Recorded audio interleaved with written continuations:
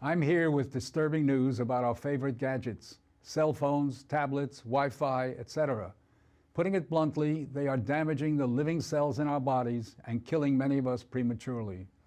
I'm Dr. Martin Blank from the Department of Physiology and Cellular Biophysics at Columbia University.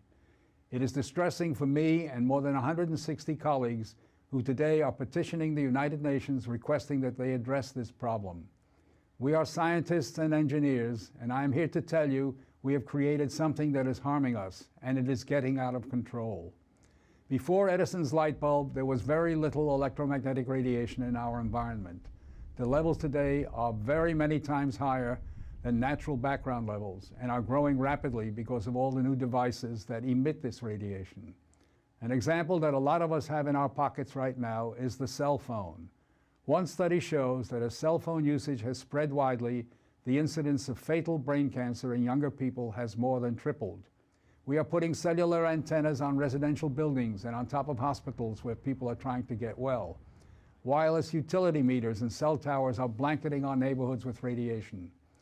It's particularly frightening that radiation from our telecommunication and power line technology is damaging the DNA in our cells. It is clear to many biologists that this can account for the rising cancer rates.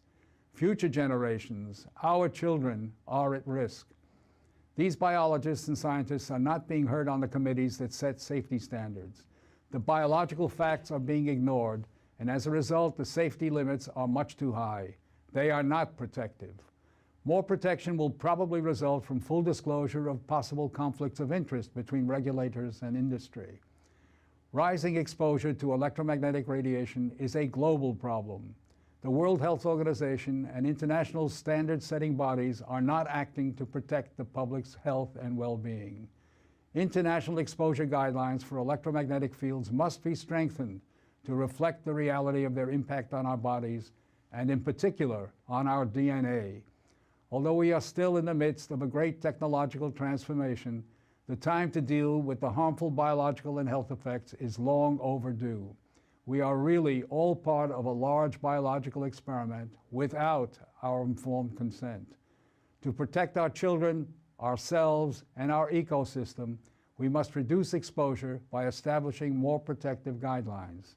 And so today, scientists from around the world are submitting an appeal to the United Nations, its member states, and the World Health Organization to provide leadership in dealing with this emerging public health crisis.